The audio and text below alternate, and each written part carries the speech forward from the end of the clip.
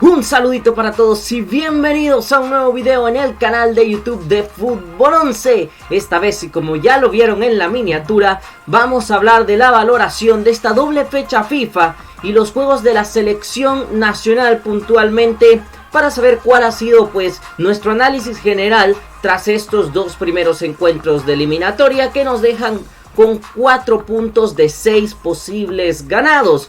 Pero sin embargo hay que reflexionar ya con la cabeza fría, me imagino, y un poco más centrados luego de ese rabioso y doloroso empate ante la selección de Montserrat. Hay que tratar los puntos buenos, los puntos malos, en fin, absolutamente todo de la selección y sacar conclusiones. Me imagino que me voy a extender un poquito más de lo normal en este video, es lo que pienso inicialmente, pero igual servirá para que podamos hacer una síntesis adecuada de lo que han sido estos dos primeros partidos de la selecta. Igualmente esperamos sus comentarios acá abajito para que podamos hacer un debate sano, un debate respetuoso y sobre todo un debate futbolero. Pueden comentar acerca de lo que quieran de la selección nacional. Dicho esto, comenzaremos el análisis particular con el primero de los dos partidos, donde El Salvador sí que consiguió la victoria ante la selección de Granada jugando en el estadio Cuscatlán. Y vamos a tocar primero puntos en concreto de ambos partidos para después sacar conclusiones generales. En este primer encuentro, lo primero destacable de la selección es la forma de defender, que se defendía con pelota. ¿A qué me refiero a esto? Que la selección generaba posesiones muy largas muchas veces y a partir de eso se defendía mejor. Yo creo que el primer partido en sí nos defendimos bastante bien, sobre todo en la segunda parte, ya con el resultado encaminado de 2-0, porque El Salvador estaba tranquilo, sabía que podía gestionar de mejor forma el partido. Y si tú le quitas, esto es por cuestión de lógica, si tú le quitas la pelota al rival y haces que la posesión de él sea muy poca, evidentemente tendrá menos posibilidades de dañarte, y así lo hizo la selección. Tenencia de pelota con el Rusito, con Gerson Mayén, con los centrales que trataron de jugar bastante en el segundo tiempo y sobre todo que no arriesgar la pelota. Creo que el primer partido pasó bastante por eso, más allá del, por ejemplo, los trazos de Julio Cibrián, que creo que es el que más varió en ese sentido de mover la pelota. Pues los futbolistas salvadoreños trataron de no arriesgarse, de en ningún momento poner a disputar la pelota, porque más allá que la selección de Granada mostró ser bastante limitada cuando tenía el esférico en sus pies, pero si tú le dejabas mucho balón a la selección rival, eventualmente podían crearte peligro por las vías que ellos vieran conveniente. Es decir, que a partir de que alargamos las posesiones también nos defendimos mejor. El segundo punto, y creo que a nadie le extrañará, es un Mayén superlativo. Realmente ese primer partido de Gerson Mayén fue muy bueno. En la primera parte, sobre todo, creo que Mayén no solamente fue el mejor del encuentro, sino es el que ofreció cosas diferentes a la selección. Yo lo estaba comentando por Twitter el partido y aclaraba que me parecía un partido bueno, por ejemplo, del Rusito Flores, que me gustó en ese papel de interior, pero que Gerson Mayén fue realmente el diferente. Fue cerebro e imaginación del equipo, porque no solamente era el que construía desde atrás, el que daba los primeros pases, el que trataba de ordenar al equipo a partir de la tenencia de balón, no, sino que también se le ocurrían cosas distintas, porque Mayén pasaba y se movía, generaba líneas de pase constantemente, generaba desmarques, llegaba desde segunda línea. Así ocurre el primero de los goles de la selección, con un Joaquín Rivas que mete un centro retrasado y el que aparece es Mayén, que dentro del área se sacó una jugada maestra, y el segundo pase también entre líneas buscando Gerson Mayén a David Rugamas, por lo que gol, asistencia y partidazo para Gerson Mayén, que probablemente en lo individual fue el mejor de los dos partidos de la selección. Me refiero que fue el que mostró un nivel más alto en estos encuentros de la selección. Y por supuesto, algo que quería destacar es que pudo haber sido más en este partido, no necesariamente porque fuimos ampliamente superiores. Sí que la selección fue superior y jugó un buen partido a secas, esto ya lo comentaremos después, pero no creo que la selección haya brillado en ese primer partido. Sin embargo, sí que juega un buen encuentro. Y sobre todo en los minutos finales, en donde Granada evidentemente tenía que buscar algo más porque necesitaba, de acuerdo al resultado, tratar de meterse, por lo menos marcar un gol, meterse en el partido, ponernos nerviosos, tratar de arrancar un punto en el estadio Cuscatlán. Evidentemente ellos se expusieron más, hecho que a nosotros nos favoreció. Cambios revulsivos como el de Dustin Corea, que me pareció que dejó buenos minutos en el estadio Cuscatlán, o Jairo Enríquez incluso, que aportó un poco en velocidad, pero que dejó esa sensación de que una victoria con 4 o 5 llegadas que tuvimos en los últimos minutos, la pudieron haber convertido en una victoria de goleada, de 3, de 4-0 fácilmente, y muy probable hoy estuviéramos líderes en nuestro grupo, que recordemos que hemos sumado 4 puntos, los mismos que Antigua y Barbuda, pero por diferencia de goles la selección caribeña es líder con respecto a nosotros, no solo por la diferencia de goles, pero hay un partido directo entre nosotros que habrá que aprovechar. El hecho es que pudieron haber sido más goles porque tuvimos muy buenas oportunidades en los últimos minutos, y esa falta de contundencia, ese puntito de definición que nos faltó, nos hizo el que hoy no estemos más tranquilos en la eliminatoria, porque con una goleada ya te vas asegurando cosas aunque pierdas puntos en los próximos partidos. Un partido sin brillantez, pero un partido que se gana bien, con justicia, creo, el 2-0 en el marcador. Y luego está el fatídico empate contra la selección de Montserrat. Recordemos que el partido se jugó en Curazao.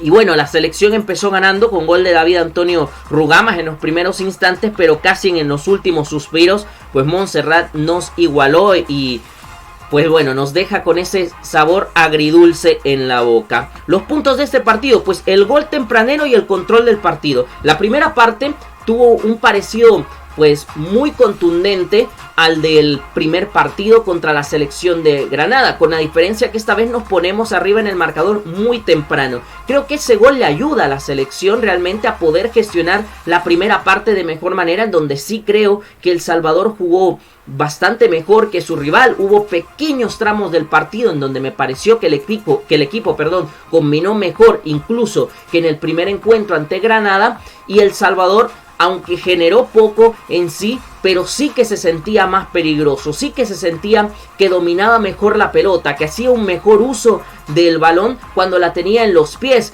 ya sin un Mayén menos protagonista, pero que estaba siempre dirigiendo al equipo. Y con un aspecto que he querido destacar también, que es con los laterales subiendo mucho. ¿Y por qué es que los laterales pudieron subir y ser más influyentes en el juego? Por el doble pivote. Esta vez me imagino que Carlos de los Cobos, entendiendo que era una selección con la que ya hemos jugado, con la que ya nos hemos emproblemado en el pasado reciente, necesitábamos algo más de marca, necesitábamos algo más de contundencia en el medio campo, y a partir de ahí también empezar a generar superioridades. Yo creo que la idea del doble pivote era lógica porque era un equipo que te iba a jugar directo, que te iba a jugar con pocos pases, pero que te iba a llevar la pelota muy rápido hacia el área. Entonces, si era el caso y si iban a jugar primero por dentro, porque realmente el primer pase que hacía Montserrat siempre era por dentro, tenía lógica poner un doble pivote, que a mí me pareció que tanto Rodrigo Rivera como Isaac el Clavito Portillo hicieron una buena primera parte bastante destacada, en el que destruyeron mucho juego, y se notaba que la idea de tener dos en el medio campo bien centralizados y a la misma altura le estaba dando funcionalidad a Carlos de los Cobos, sobre todo porque esto también permitió que los hombres de las bandas pudiesen participar más en el juego. Vimos cómo Brian Tamaca subió de forma más habitual que en el primer partido, y lo mismo que Andrés Flores Jaco, que me parece que en el primer tiempo muy probablemente fue el futbolista más destacado de la selección nacional, tanto en defensa como en ataque. Y de hecho, si no me equivoco, pues Andrés Flores Jaco generó un par de oportunidades con las que nos pudimos haber ido quizás con un gol más de ventaja en el primer tiempo, y la segunda parte hubiese sido diferente. Pero el hecho es que ese doble pivote a mí me parece que le funcionó a Carlos de los Cobos, que fue una idea coherente y que también nos permitió generar superioridades por bandas, que al final no sirvió para irnos adelante o más arriba en el marcador, pero sí que permitió que el primer tiempo fuera una gestión de juego, por lo menos a mi parecer, adecuada por parte del equipo nacional. Pero claro, en el segundo tiempo era lógico que Montserrat se iba a venir arriba, lo mismo que Granada, ¿no? Lo mismo que Granada, que necesitaba irse arriba, necesitaba buscar el punto, o por lo menos por lo menos rascar ese puntito, pero de preferencia el tratar de ganarle a El Salvador. Y dio un paso hacia adelante, empezó a presionarnos más adelante, nos quitó pelota más arriba y empezó a generar oportunidades por un medio en el que nosotros históricamente siempre hemos sufrido, que es la pelotita por arriba, ¿no? La pelotita a balón parado. Es evidente que el biotipo del futbolista salvadoreño le hace sufrir en este tipo de opciones, en este tipo de situaciones. Pero claro, a mí no me parece realmente que se haya defendido mal como tal las pelotas por arriba, que también puede ser parte del problema. Pero a mí me parece que realmente lo debatible en este sentido, porque claro, nos llega el gol del empate en una jugada de un centro lateral, es decir, en una jugada por arriba. Para mí lo que de verdad se le debe de achacar al equipo y también a la dirección de campo de Carlos de los Cobos es el haber permitido tanto centro al área. Yo creo que si nosotros tenemos esa deficiencia por arriba, no vamos a lograr nada metiendo 4, 5, 6, 7 o los 11 jugadores en nuestra área para defender los centros. Muchas veces cantidad no se refiere a calidad en ese sentido, y más cuando sabemos que hemos sufrido muchísimos goles desde esta parcela en concreto. Para mí el verdadero error en este partido está en permitir los centros directamente. Por ejemplo, en el segundo tiempo, ya en los últimos minutos tuvimos opciones para ampliar el marcador. Dustin Corea tiene un par, una que se estrella en el horizontal y que luego lo escupe el palo hacia afuera, y otras que también tuvo la selección nacional. Pero el hecho es que cuando había que hacer el retroceso, por ejemplo, Dustin perdía la marca por banda y por derecha nos entraron mucho en los últimos minutos. Por derecha cae el gol en los últimos minutos, pero claro, es que incluso los laterales estaban replegados adentro del área, es que nos estábamos escondiendo nosotros mismos. Creo que en este sentido es más defecto de nosotros en ese sentido que virtud del rival. Ellos sabían qué es lo que debían hacer para empatarnos y estaban buscando constantemente esa vía, porque estaban seguros que aunque no estuviesen haciendo un buen partido, pero eventualmente iban a tener la suya por el juego aéreo. Y nosotros creo que en ningún momento comprendimos eso, partiendo desde Carlos de los Cobos, que permitió que la selección de Montserrat se entrara. Como les digo, para mí no es asunto de tener más en el área, porque al final el seleccionador mexicano pues termina dándole ingreso a Julio Cibrián. Jugamos con 3 centrales en los últimos minutos y claro, en el área tienen más y mejores rematadores de cabeza como para escupir esos balones que vienen de los centros laterales. Pero ¿por qué no evitamos que lleguen directamente esos centros laterales?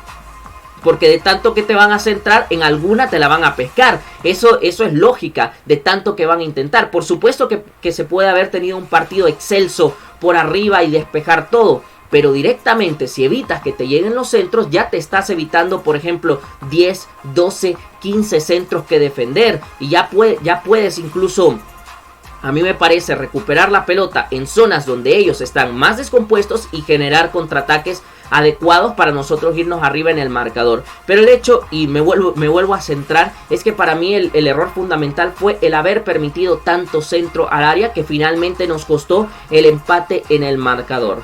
Y bueno, con esta doble fecha hay que hacer conclusiones generales.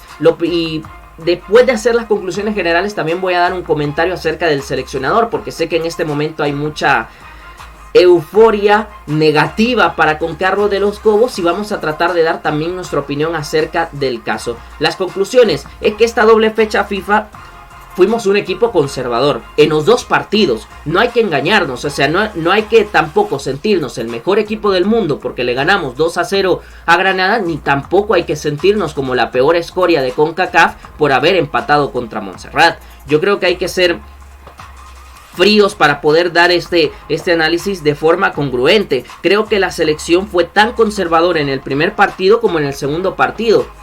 Y se notó muchísimo porque, claro, gestionamos el juego a partir de la ventaja, lo cual tiene lógica, por supuesto que tiene lógica, pero se sabía o se sentía o por lo menos se percibía que si nosotros poníamos otro ritmo al juego, que si tratábamos de imponer nuestras condiciones, realmente podíamos obtener victorias holgadas contra ambas selecciones. En ese sentido, pues quedó a deber la selección porque se tomaron pocos riesgos. En los dos partidos se tomaron pocos riesgos, porque es verdad que, por ejemplo, el primero lo dominamos mucho con pelota, pero generamos poco, que los laterales no suben. Y en el segundo, como teníamos más cubierto el medio campo, los laterales sí que subían, pero en el segundo tiempo nos escondimos totalmente en nuestra área. Eso habla también de la ambición que puede tener un equipo dentro del campo de juego, que no digo que los jugadores como tal no hayan querido ganar ese partido, sino que con el afán de ganarlo fueron muy conservadores, y eso partiendo evidentemente desde la dirección técnica,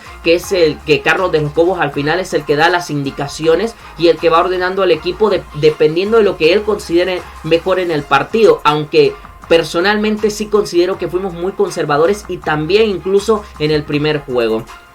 El segundo punto que hay que destacar es la poca lucidez de 3/4 de cancha hacia adelante. Sí, sé que contra Granada dije que pudieron haber sido más. Sí, sé que contra Montserrat se tuvo oportunidades en los últimos minutos que nos pudieron haber dado probablemente la victoria ya tranquilamente.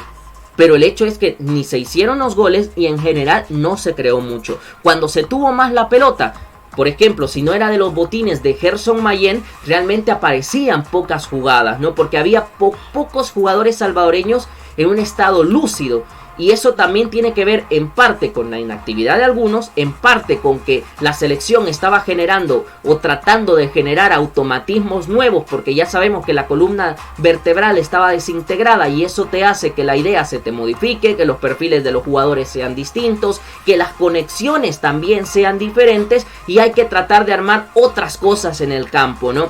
Se notó en ese sentido, y también que cuando teníamos las opciones claras no las supimos definir. Dustin tuvo en los dos partidos. Hay una de Jairo Enríquez ante Granada que prácticamente está solo en la portería y le pega mordido. Y estas son opciones que no las podemos dejar pasar, porque los otros equipos pueden tener menos calidad individual, pero conocen y explotan sus fortalezas al máximo.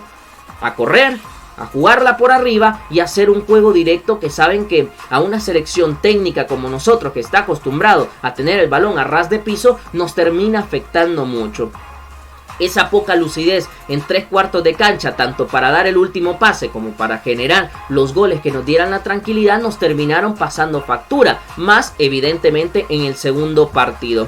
Y lo tercero es lo que estaba comentando, se notó que es una selección con falta de automatismos, lo cual es lógico por haber perdido nuestra columna vertebral en esta primera doble fecha FIFA, lo cual es lógico por el poco tiempo de trabajo que se ha tenido. ¿Que ha sido mayor que las otras selecciones? Sí, pero que al final de cuentas fue en el último momento donde se tuvieron que repensar los planes de la convocatoria, y esto evidentemente afectó. Claro, pensando también en que hay jugadores legionarios que no habían tenido entrenamientos con el equipo y prácticamente se unieron a las últimas de cambio, y eso también te genera que se tenga que crear pues nuevas sinergias entre los futbolistas, nueva química. Se notó muchísimo, porque aunque hay rendimientos individuales que se pueden destacar, pero hay pocas conexiones colectivas que realmente puedan tener un impacto grande sobre el juego, y eso lo vimos, porque en el primer partido fue Mayén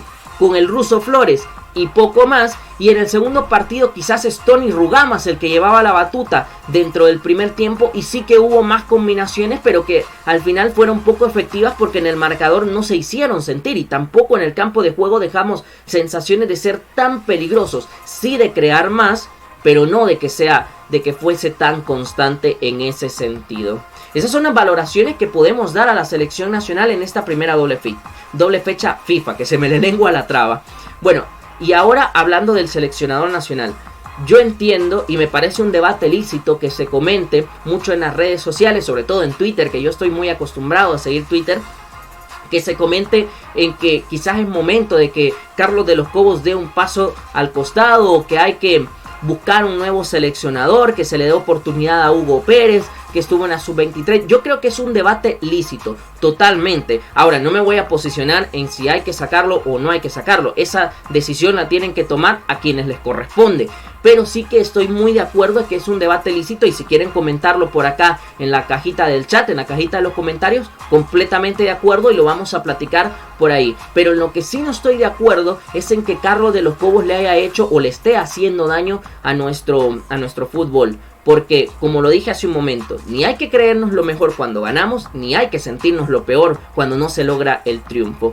En esa época donde o vamos a decir pasado reciente, donde Carlos de los Cobos vuelve a tener a la selección y que se le vuelve a ganar a Jamaica un partido jugando en el Cucatlán, que se le gana a una selección mundialista como Perú, que se deja sensaciones interesantes contra la selección de Japón en ese amistoso y genera muchas cosas positivas, tanto así que a la Copa Oro, por ejemplo, yo creo que en ese grupo que estuvimos, si no mal recuerdo, encajados con Curazao, Jamaica y Honduras, pensábamos que era la oportunidad perfecta para poder hacer algo más en este tipo de competencias. Se gana el primer partido contra Curazao, se dejan sensaciones regulares y luego el desempeño de la selección contra Jamaica es bueno, y creo que el partido que para mí rompe muchas cosas es ese encuentro contra Honduras en el que se pierde 4-0, en el que teníamos todo para clasificar pero que finalmente nos termina pasando factura. A partir de ahí, encuentros de la Liga de Naciones de la CONCACAF, encuentros eliminatorios, la selección ha dejado mucho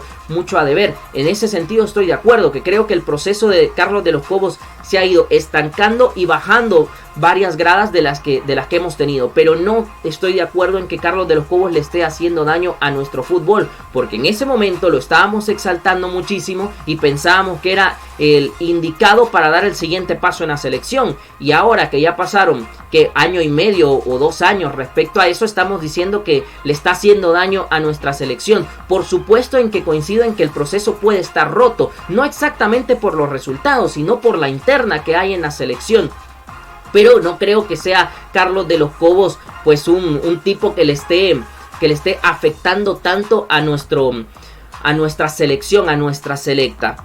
Ahora sí, se pueden evaluar distintos caminos para poder retomar la vía no solo del triunfo, sino de las mejores sensaciones, y evidentemente los seleccionados sub-23, por ejemplo, o que vuelva la parte de la columna vertebral, si es que vuelve de la selección, pues pueden ser pasos hacia adelante, ¿no? Pero finalmente, y en lo que quiero concluir, es que sea Carlos de los Cobos el que esté al mando, o se le dé paso a otro profesor, a otro director técnico, indistintamente de donde sea, si es Hugo Pérez, si es alguien de lo internacional, si vuelve Albert Roca, por ejemplo, que lo dudo, pero si volviera Albert Roca, si es un técnico con prestigio en selecciones, da igual quién sea, pero lo primero que necesitamos es que haya un entendimiento y un contexto adecuado para el seleccionador nacional, y con esto me refiero que clubes, que federación, que los mismos jugadores y también el técnico nacional pongan de su parte para que el contexto sea propicio para la selección, que los clubes presten a los futbolistas a los microciclos. Es entendible que tenemos poco tiempo para trabajar, pero a diferencia de otras selecciones tenemos la valiosa fortuna de que la mayoría de nuestros jugadores y la columna vertebral de la selección está jugando en El Salvador, y por lo tanto podemos hacer entrenamientos, podemos hacer periodos de trabajo que favorezcan al seleccionado nacional y por supuesto al técnico nacional. Que la federación ponga de su parte también. Si hay cambios internos, que se está comentando mucho, si hay cambios internos que sean positivos para la selección, si se le brinda tiempo, si se le brinda esfuerzo y si se le crea un contexto adecuado a quien sea que esté dirigiendo a la selección nacional, hay más oportunidades de que los resultados que consigamos y las sensaciones que se den en el campo de juego sean positivas. Este es nuestro análisis de la selección nacional, que queríamos hacerlo pues en este día, aprovechando que se ha terminado la doble fecha FIFA. Déjenos también sus comentarios por acá abajito, queremos saber cuáles han sido sus opiniones de esta doble fecha FIFA y de lo que les ha dejado particularmente la selecta. Espero que les haya gustado el video, si es así, un like. Si nos lo pueden regalar, se los agradecería mucho. Si pueden compartir, mucho que mejor. Perdón que me haya extendido un poquito, aunque creo que está dentro de lo normal que hablo. Pero perdón si me extendí un poquito en el video. Sin embargo, creo que la selección nacional lo merecía. Cuídense mucho, nos vemos en los siguientes contenidos.